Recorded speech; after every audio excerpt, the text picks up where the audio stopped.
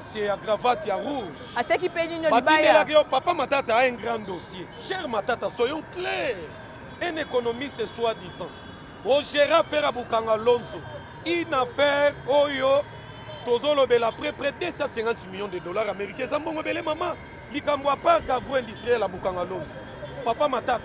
Oloni Masangu na Banundu. Au récolté ba immeuble na Manyema. Papa, ba bengote na justice. Ata Yomoko.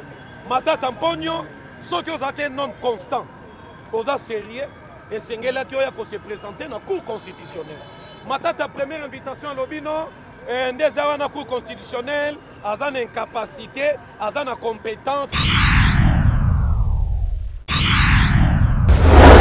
Ah, c'est le 21 c'est lundi, le 21 août, Matata Mpogno va inviter dans la Cour constitutionnelle. Aya, pour la Kosamba, dans les Kamotali, parc agro-industriel Yabukanga Alonso. Matata soki oyete vie. La nana tali bien. Monindo na kindo ge ofandi na kindo. Mina sema hapa na Swahili pour votre meilleure compréhension. Kuya hapa ku Kinshasa lundi huku na dossier na Cour constitutionnelle. Kama unakuya hapa tutakuchunga. Tutamufunga. Matata, avec beaucoup de respect que je vous dois, viens se présenter ce lundi à la Cour constitutionnelle. Si tu ne viens pas le lundi, tu seras arrêté comme un voleur à Gambie. Et puis tu vas au Kita. Maman, le dossier c'est bel air. Soyez les bienvenus à la Cour constitutionnelle. C'est pour ce lundi. Joseph Kabila place aux arts. Il y a ça maman olive. Il y a ça Kabila. Donc Kabila Banda d'abord. Il y a ça olive Fatih Bento. On va en parler. Balobi, il y a olive. Il y a ça Kabila Fatih Bento. Balobi. Allez Kabila, il y a ça moi. On a petit senior. Il y a ça senior Fatih Bento. Bolobi hein.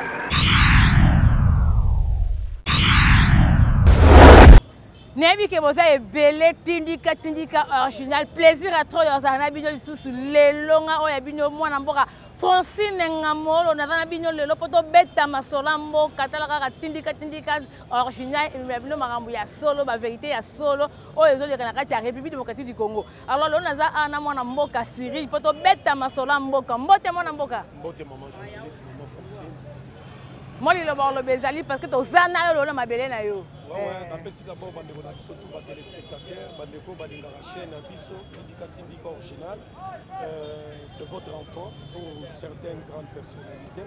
C'est votre communicateur, toujours de l'IDPS, combattant d'élite, Molobela Mokonzi Mboka, napesi bino bamboka. Ok, plaisir à trop na ba imboka tout ba Congomani tout ba diaspora bazali banda mboka wana mona yemo ko mona mboka j'ai mona mboka Rifin qui sombe bisiko zali na pesa ba mbote belé pourquoi pas na papi Kelly pourquoi pas na maman Jeninda ya pourquoi pas na bino tout ba fidèle ya Tindika original TV alors tozana bino poto beta masolo mona mboka yebise biso na élection ke ndenge nini continuité na ngoza ndenge nini kuna na mona nga mususu kuna ya seni Baimbo abada kolela ba ba kenoti ka ba liste ba ba ficher ba bida dans un regroupement mingi ba ke ba seigne sanzi ba regroupement belé pourquoi pour la question qui concerne d'abord les élections mes chers compatriotes c'est depuis hier parce que le lot samedi lobby vendredi la Cour constitutionnelle ba fongola ki ba porte na bango pour na ba audience ya ba tutu oyo ba koya na ba recours na bango bandeko na ngabo s'attaquer na CNT CNI avait déjà fait son travail parce que CNI d'abord a une loi moko électorale les awana CNI a une capacité ya ko fongola audience na bato bazoye la bazana likambo etali recours donc bandeko na nyonso ba regroupement politique ba candidat nyonso peut-être bon comment qui na CIT donc la Cour constitutionnelle a fongoli déjà ba porte kende na ba recours na yo na Cour constitutionnelle pour la question qui concerne les élections nous IDPS Ertobanda déjà koloba bien avant que nous allons organiser les élections il y a eu certaines personnes babando boulé net théâtre mais comment on n'a pas to comme une étape ba député ba tiki ba dossier ba provinciaux ba conseillers municipaux tout ça ndeye ko lamusa bato ebele na retard mwana mboka na yo ki pese sur biba ba mo on dirait que le quoi moi théâtre ba mo leke na est bitumbe ezali na bandu dupe kuna kimi ezate élection ko sala mandenge nini yo mona tout le mondeaki na 12 est-ce que na kati ya pays ya RDC ba ko sala élection parti ndam côté msu ba voter té Mais pour la question qui concerne l'insécurité dans Mboka, maman France, ça ne date pas d'aujourd'hui. Les élections de 2006, il y avait toujours l'insécurité. Élection 2018, il y avait l'insécurité. Élection 2011, mais même. Et cette fois-ci d'ailleurs, que Dieu soit loué, tout est insécurité. Oh, tous en les na Kinshasa. Plupart des alliés insécurité, ils alliés intellectuels, commanditaires intellectuels, mais qu'à cela ne tienne, les alliés sous insécurité à toutes les provinces, c'est comme dans quelques territoires. Mes chers compatriotes, à part Rouchou, Massis, territoire Moropezawana. Mais pour la sécurité, presque état de siège à Sali Moussala, mes frères compatriotes, que personne ne mais pour tous on appelle nous si maman Namboka donc baimboka baleli mingi parce que surtout na ba candidat et députation au bakende kotika ba mbongo na bango kuna na kati ya sei mais baza tout le monde ici parce que balobi corruption za makasi bazo kosa pe bazo favoriser toujours l'UDPS. Lukuta. Mais l'IDPS, c'est l'unique parti très bien implanté en République démocratique du Congo. Et puis, tu as expérimenté à Mansolo, maman. Pourquoi pas, bon, Lukaka, toujours, mais complication, on a regroupement, et ça a mis pourquoi? Et ça, Lukuta Mounene, regroupement politique, Moussoussou, c'est comment quitter le niveau qu'on a. Alors, il y a un qui disqualifié, pas qu'il y ait une cour constitutionnelle. Est-ce que l'IDPS a combien de jours? Ils allaient après près 5, puis 5, après près 10 jours. Pas qu'il y ait un cours constitutionnel, ça va dossier dans un recours, un point bas. Mais pour l'organisation des élections, il y aura bel et bien les élections en décembre de cette année. Nous, l'IDPS, moi, je suis communicateur, je suis mobilisateur et sensibilisateur. Nous mobilisons tout. On aura les lotés. Depuis. Nous communiquons de 7h à 12h chaque jour dans le Parlement de Bou. Et ça dit campagne to campagne. Biso to milenge laki. Ba opposant na biso nde ebele balingi élection te. Mais ngai na aussi ko nazo ngasusu mwa sima muke oti ko lobaki état de siège Sali Moussala ngo kitoko mais parmi ba député mingi bazo ba comme contre état de siège kuna na est. Maman ba député nyon sauté. Quelques coquilles ça va ressortir sans ba député national est. O baza ba complice. Maman exemple typique Mwanga Tchouch. Aza député à Bas Congo te. Mwanga Tchouch aza député à Kasaï te. Aza député à Équateur te. Mwanga Tchouch exemple na Pesibino. C'est un député ressortissant à est. C'est la même chose avec d'autres députés tout le monde. Bazana bajanda caché. Chers députés, ne vous mêlez pas dans des distractions inutiles. Boza est élu du peuple. Mais dès lors que Boza est commanditaire intellectuel, il y a guerre à être. Vous imaginez, Bozo Lingaba dans l'administration militaire, l'administration civile. Parce que son militaire a quitté au front civil. C'est ça aussi la question. Il faut m'y parce que l'état de siège, les militaires va cocater, que ça va civil. Talabo Lukuta, état de siège ko salara wana tito ko anéantir, ba couche nyonso, tito ko kata ba racine nyonso ya ba dongolo miso. Pour l'état de siège, na minute so maman.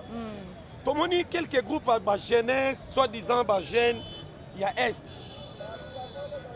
Mobiliser, sensibiliser, appuyer et pas ya ba dongolo miso ba père na bango toyebi.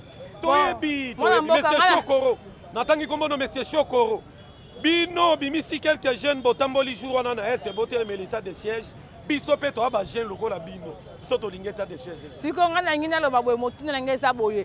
Donc importance état de siège na est des anini. Importance état de siège ezali d'abord avant état de siège. Mutupa uta Mambasa akende komanda. Trafic ezalaka te. Mutupa longo na Bunya akende na boze natenga binoka bamboka ya est ango pour comprendre que l'état de siège à Sala Moussala que personne vous tombe mes chers compatriotes état de siège elongwa pourquoi waba dongolo mis botika biloko na papa kolongwa na jugu poli oya na Bunya trafic ezalaka te avant état de siège mais lelo sous état de siège ozolongwa Bunya okeye jugu olongwe komanda okeye Mambasa. Parce que l'état de siège. Donc ça veut dire que l'état de siège n'est pas Kimia la carte est. Kimia, malgré Kimia n'a commis totalité, mais biso ba yimbo ka to timbeli. Ça va. Maman, vous imaginez, sous l'état de siège, il y a l'infiltration. Toza kosa la réforme et armée na biso. Nous sommes l'unique pays dans le monde, nous sommes agressés, mais en même moment, toza la réforme armée. c'est des bonnes choses. Ok, voilà, tout ça, on a mon mboka, on a Kassafu, on a rond-point qui pointe, ça peut tomber à ma sola, on a mboka, et yo, ça la on a fait attention à yo, parce que ma rambo est concerné, yo, ba Congomani, et tout, ba diaspora, tout, vous allez ban mboka, pour ça, brancher quand la chaîne Caramo, Tindika TV original. Moi, on mboka, y'a ça dans le dossier, on a tapé comme le niveau nini. Papa, ma biso, ma tata, tampon, son excellence, son éminence, si vous voulez que je vous appelle ainsi. Monsieur à cravate à rouge. Papa Matata a un grand dossier. Cher Matata, soyons clairs. Un économiste soi-disant. Au gérant faire à Bukanga Lonzo. Une affaire, oyo, tozolo bela près de 250 millions de dollars américains. Zambongo bele maman. Likambo parc agro-industriel à Bukanga Lonzo. Papa Matata. Oloni masangu na banundu. O récolté ba immeuble na maniema papa. Ba bengote na justice. Ata yo moko. Matata Mponyo, ceux qui ont un homme constant, aux sérieux, et c'est là qui a se présenter dans la Cour constitutionnelle. Matata, première invitation à l'Obino, des à la Cour constitutionnelle, à une incapacité, à une compétence, à Kosambi Saïti. Qui vous a dit ça? Ah, le 21 oyo, c'est lundi, le 21 août, Matata Mponyo va inviter dans la Cour constitutionnelle. Aya, pour na Kosamba, dans Likambo Etali, parc agro-industriel ya Bukanga Lonzo. Matata soki oyete vie. La nana tali so bien. Umonindo ke na kindo ke ovandi na kindo. Minasema hapa na Swahili pour votre meilleure compréhension. Kuya hapa ku Kinshasa lundi huku na dossier na cour constitutionnelle. Kama unakuya pana tutakuchunga. Tutamufunga. Mwana mboka na yuko zo take en tout cas au match dossier matata pono oyo mais na régime wana eleka ki kala wana bango bazala ki ebele o bazwa misolo ya solo ka ya leta bazwa ba misolo mais bino bozuka bo fixer car regarde c'était lui le premier ministre bango pe bazwa otiki bango ndenge la population congolaise Cop moko ayaka nango to be celui qui était le premier ministre nous faisons qui na charge na ye. C'était lui le chef. Ertozo bianga matata. Procès bandi. Comme ça, si ngeza ya matembele. Yena kotangisa biso, tala muto azaki ya. Tala boy. Biso tomoni mutu. Mutu c'était matata mponyo mpo. Mais to kaki balobe ke ba oyo tu balongwa na batidan constituer binani na liste bima wana mibeko bima kike ba kozana kimia ba protéger bango na ba bien na bango na bango nyonso. Maman que personne vous trompe, musala justice. Yonanga nous sommes pas des juges. Mais bon, on va juge, dossier à Matata est un grand dossier. Bon, on est à la légèreté comme un petit dossier. C'est un grand dossier. Plus de 250 millions de dollars américains. Matata est sengelo ya. Otali saba nzouz. O utilisant bon wanandengenini. Wapi bangé. Bilanga tokomi na niveau nini. Parce que bon l'été bima maman. C'est une grande affaire. Papa Matata. Ce qui madame journaliste a tout nagité. On a vendre Kimiana de la lundi. Matata, avec beaucoup de respect que je vous dois, viens se présenter ce lundi à la Cour constitutionnelle. Si tu ne viens pas le lundi, tu seras arrêté comme un voleur à Gambé. Et puis tu vas au Mata, au Kita. Maman, le dossier c'est bel air. Tout le monde répondre. Matata, soyez les bienvenus à la Cour constitutionnelle. C'est pour ce lundi. Vraiment, moi, un plaisir à toi. En tout cas, moi, nous sommes 45 au territoire où le chef de l'État de la pour les Canadiens, Félix Antoine Tshisekedi a sali pour la bana Congo. Baboy na bango gratuité, baboy na bango otu bazomo na baboy francophonie balobi ezaka gelote. Pona yo moi tu rezanini. Merci maman pour la question, une très jolie question. Le problème aujourd'hui dans notre pays, nous n'avons pas une opposition responsable, j'allais dire républicaine, mais ça sont des termes à Mindele. Mais la responsabilité, la constance en politique. D'ailleurs, nos opposants, na mboko ya lelo, et c'est là qui tous en opposition, moko na casquette, il y a opposition radicale, parce que lelo, c'est lui qui nous dirige aujourd'hui. C'est un produit, c'est le fruit de l'opposition. D'où vient Félix? Félix vient de l'opposition. D'ailleurs, opposition, tous en bango lelo. Dans la chers opposants, que personne vous trompe, nous sommes des Bantous. Tous en Bantous. Et là, on a un complexe. Maman, programme à 145 territoires. Comité à pilotage il y a programme de développement, il y a 145 territoires. Lobby, balekaki na média. Balobi, c'est à peu près 400 ouvrages. Oyo déjà, et comme il a fin. Et comme il déjà 95%, c'est-à-dire, et comme il a fin na yango. 400 ouvrages. Parmi les 400 ouvrages, il y a des écoles, il y a des hôpitaux, il y a des centres de santé, il y a même d'autres territoires. Banamutwa Botama, à comme il a 100 ans. Nano mon école batongite en matériaux durables. Ce qu'on batona c'est là n'atangelo territoire oyo. Oyo kabato bataba Congo. Tanga Congo mal balolanda. Dans l'année tibande konanga ya ba Congo balobi na lobelo. Parce que bino bobulaka ngone tezate ya buzoba. Dans l'année tinamboko kianzi nkolo. Mboko kianzi nkolo ezwami na kati ya province ya ba Congo. Bande kwa kianzi nkolo balobi pendant kianzi nkolo ezala kianzi nkolo. Nanu bamona une école. Ezala la considération avec des salles de classe des bancs. Ezala la considération. Ezala kinango territoire. Kasavu boaleka, Mobutu aleka, Kabila mutu munena leki, Kabila Kasembere et pas écolé. Bon on a banga bango mama mutu bang sanga zate na clan Kabila. Clan Kabila bangonde ba faiblissa armée na biso. So tuninga ba question armée na hôtel so armée des alaka. Na armée infiltration to lelo. C'est grâce à Kabila, la famille Kabila. Maman, eza question na yo zo banga. Toba te la tindika na maman journaliste mais ça n'engage maintenant moi. La famille Kabila, vous êtes une famille, un jour, vous payez au Bino Bossali République. Tala et leur famille Kabila, Basabi sont en 1997. Bayaka d'abord, n'a chassé vivant, n'a des polos, n'a pas boots. Kabila a gagné. Les lots Kabila comme Bogar, Bisso ba vilain. Tala n'a comme vilain, Kabila comme Bogar. Kabila yo koutanga vilain boy. Talando comme singa vilain. Mais yo yaka vilain, au comme Bogar. Maman, ozalaka kitoko. Na komona boye moi si kitoko. Mais ti ndambo beauté sili. C'est la famille Joseph Kabila. C'est sa famille. Programme à 145 territoires, mes chers compatriotes. Ezali maman na projet au chef de l'État à Thiebatutu KO. Plus de 145 territoires. Pendant tous ces temps, 18 ans gâchis. Joseph Kabila place aux arts. Yebisa maman olive. Yebisa Kabila. Donc Kabila banda d'abord. Yebisa olive Fati Béton. Lobana parlé. Balobi, yopo Olivier, Yebsa Kabila Fati Béton. Alobi. Allez Kabila, Yebsa moi, on a petit junior, Yebsa junior Fati Béton. Bolobi, hein? Balobi, ça va. Yopé Chadari. Chadari, Yebsa moi, sinon 18 ans, au salaire à Bouzobe. Obé Mina, 18 ans, à Bouzoba, Bossala. Moins de 4 ans. 400 ouvrages. Tobé en tout cas, école. Maman, n'a pas territoire. Moutobota mina territoire, maman, c'est là. Moutobota mina territoire, à mon ami Ndate. Avec Fati moins de 5 ans, mine de côté dans le territoire. Balinga Fati te, papa gratuité. D'aller le Fati à Sala. Po, namoni ozo bosana.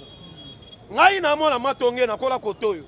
So yena 20 mai, toza na place mo babando bengango parc 5. Ezalaka entrepôt ya banye nyonso ya Afrique. Ah bon? Mais tala le long de Fati a transformé 20 mai. A commission on maman non beta tour na 20 mai. Paris kutu koleka. 20 mai comme le rôle. Donc Fati a fatistifié 20 mai, a bétonné, a chilombolisé. Tala, chilombo. Il y a 5 ans encore, tu bâti sous 5. Moi, plaisir à trop, toujours tindika ndelengi, tindika tivinde original de makambu. Moi, il y a une population balobi, IDPS, kayezala kisoki social, les autres la malamute, bangwa batemi na nzela basali marge pour social et bonga. Mais les lots dollars et matière kiti, il euro matin, mais IDPS bakangi munoro pogara, bana na pouvoir. Merci maman pour la question. Ndeko zo la nanga tous à la claire, hein, tous à la claire. Bon moi ninde toi na Fati les lobo. Dossier à dollars, qu'est-ce qu'on appelle l'inflation? Il y a une inflation importée. C'est ce qui fait que notre économie, nous avons une économie extravertie. Tout dépendra libanda. Demande des ébélés à Batou. Moutou pas foutre à Minerva la bande, à foutre en dollars. Moutou pas foutre à palais en dollars. Moutou sombi tombola à tek en francs, mais à quel alimenter pour somba en dollars. Demande à dollars, roi n'a pas à Batou nyonso. C'est ce qui fait que le dollar est sani et mata. Mais notre gouvernement a mis une commission en place pour travailler de manière à ce que tout dédollariser le dollar. D'ailleurs, parmi les décisions du gouvernement, maman Obando fout en francs. Au bande de foot à Minerva, la banne en francs. Et aussi, pour votre information, dollar et mata, l'essentiel Fathiaz à la président. Là, Congolais, ce qu'on a fait mal à l'aise, dollar a été commis $100, 300 millions de dollars, des francs congolais. Souci na biso Chilombo azala rana. Chilombo azala wana di. Mais population pe dans la poste pe bos pe bino bolo barapé bolo barate que maman ezé malam au Fathiaz ça là oui c'est bon. Maintenant pe il y a un problème place mo pe bo mo pe que ba petit peuple tant bazole la bino pe bolobi pe te toningi pe boye. Na linga kina bossa na maman. Population na bazolo ba moi aussi je suis population. Est-ce que bobi pourquoi dollar réseau matabou? Opérateur économique à l'époque à Mobutu, Bayebani Bakombo. Opérateur économique, Banamboka. Si on a 18 ans, à Kabila, tant qu'il y a un opérateur économique, il y a Congolais, Azate. Les opérateurs économiques à l'époque à Kabila pendant 18 ans, c'était Kabila, sa femme et sa famille. Moutouate Garamikate, Asomara Sikre, Moutouate Garasikre, grossiste à Sikre, Maman Olive. Basoso na Bacham Fad, Maman Olive.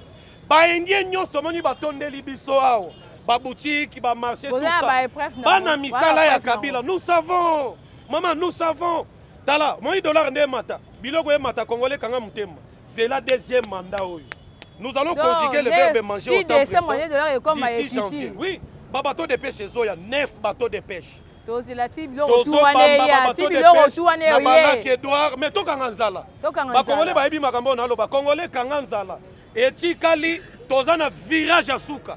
Virage à souka. Donc, maman, vous allez manger, ne vous en faites pas. D'ailleurs, au liaka formol, bilo kabila tigela biso. Fati, moi, na maïla tali, soso, formol, molongo, formol, bateau de pêche. Fati, moi, na maïla. Aboy, consomme bateau de pêche, yo, ne soto, mon amata tamponio. Toujours matata. Combien 9 bateaux de pêche. 9. D'abord 9. Mais au total, c'est 15. Maman, oza mosikito quoi metalando komi likolo formol fatia lingolia mbisi et outi na lac Edouard lac Albert vraiment plaisir à trop moi na mboka ozalio tout lelo na plateau na biso na mabele na yo liloba suka ezani na baimboka bakongomani ba diaspora voilà donc partout moi liloba suka na koloba ezaka ke regret naza nango lelo nous n'avons pas une opposition. Si on avait une opposition quand même républicaine, une opposition des responsables, j'allais un peu du remords par rapport à notre opposition. Mais comme nous n'avons pas l'opposition aujourd'hui, je reviens dans ma lobo papetier na lobaka. Une faillite de paix aux affaires, il n'y aura pas d'opposition. Il y aura papa, maman, linga fati, tike na maboko nzambe. Na bosse loko moko, na sengi kuna bali mfera na cameraman. Hein, na moni ba parti presque, ba préparer ka ba congrès zanini. Bon, congrès, c'est parce que à bientôt, nous allons aux élections. On a 2023, on a décembre. D'abord, nous partis au pouvoir. Nous avons aussi convoqué, il y a aussi congrès, il y a Bisso IDPS. Mais on a un solo na Bisso. Le samedi, mini congrès à INC, la Vital Kameri. Pas à peine un congrès, na bango ba désigner Moutoko Bimapé candidat aux élections présidentielles. C'est la même chose avec nous IDPS. Alors, le dossier à congrès et à fonctionnement, il y a un parti politique. C'est un problème au Togo, c'est mêlé dans c'est un problème à danger. Congrès, c'est juste avant les élections, et c'est un congrès. C'est une assemblée générale en fait. Bavandi, toutes les parties prenantes, Bavandi, désigner. Donc, ça ne nous concerne pas, c'est un petit problème. Mais pour nous, pour revenir à l'actualité, mes chers compatriotes, chef de l'État, ancien président de l'Union africaine, l'ancien président de la SADC, papa gratuité, Moutouasali que les lobes congolais nyonso. Moutouto comme na posa qui est martyr. Moutouto comme na posa qui est 20 mai. Papa gratuité, maman, papa tika complexe. Mais ma bana école gratuite, tangisa bango, mbongo wana. Oko tongelango, oko somelango palais dans ciel. Maman, moutou pesio gratuité. Moi na moi comme Minerval 500 et pas ya basango. Moi sozana bana 3 1500 pendant 6 mois, oko payer terrain dans ciel. Yango papa Fachi tola lanzala. Tolia te biso ba congolais souci na biso zala nanwana. Fachi zala nanwana. Donc liloba suka ya mwana Chilombo, Tshisekedi, Fachi Beton, mwana Siona, mwana papa Etienne. Tozana besoin na yo, tozana na besoin na yo. Plaisir à trop, to comme na suka to saleli ngonga na biso esi ekoki to comme na suka en tout cas vraiment on a pesi vraiment ba mbote belé na ye moko mwana mboka Rifin qui sombe ba mbote belé na mama Jenny la sponsor ye moko ya makasi pesi ba mbote belé kuna les États-Unis pourquoi pas la papi Kelly pourquoi pas na famille Gamolo Mobimba nazomona Nanou Gamolo, nazomona Chris Gamolo, Bona Gamolo, nazomona Alphonse Gamolo, pourquoi pas Nangamoro Francine Gamolo. Na pesi sumbote ebele na Bosco Mbala, na moni Willy Chocolat, na moni boza tellement ebele, pourquoi pas na Cordon Biou Mouyi, na pesi ba mbote ebele, ba ya la prochaine.